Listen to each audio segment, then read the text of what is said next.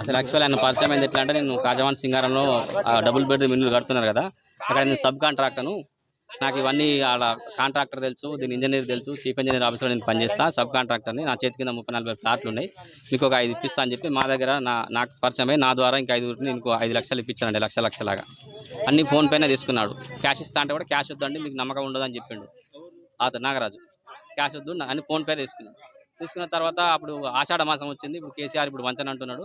తర్వాత శ్రావణ మాసం వస్తే శ్రావణ మాసంలో వంచుతారని చెప్పిండు. శ్రావణ మాసం తర్వాత ఇంకొక 1 మంత్ ఆగని చెప్పిండు. ఆ లోపు ఎలక్షన్ నోటిఫికేషన్ వచ్చింది. దాని తర్వాత జరుపుకుంటూ పోయాడు. దాదాపుగా క్యాలెండర్లో ఉన్న డేట్లు అన్నీ పెట్టాడు. క్యాలెండర్లో ఉన్న డేట్లు నెలలు అన్నీ జరుపుకుంటూ వచ్చాడు.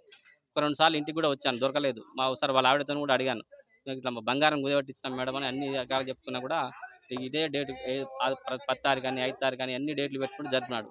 నిన్న కాక మొన్న వాళ్ళ ఇంటికి వచ్చినప్పుడు కూడా డబుల్ బెడ్రూమ్ ఇల్లు గురించి అండి. డబుల్ బెడ్రూమ్ ఇల్లు నేను సబ్ కాంట్రాక్టర్ను. మేము 2022 2023 మార్చిలో ఇచ్చామండి. నా తరఫున 5 మంది ఇచ్చామండి. మా బ్యాచ్, మా తమ్ముడు నేను మా బామ్మడిది మా రిలేటివ్స్ 5 ఇచ్చాం.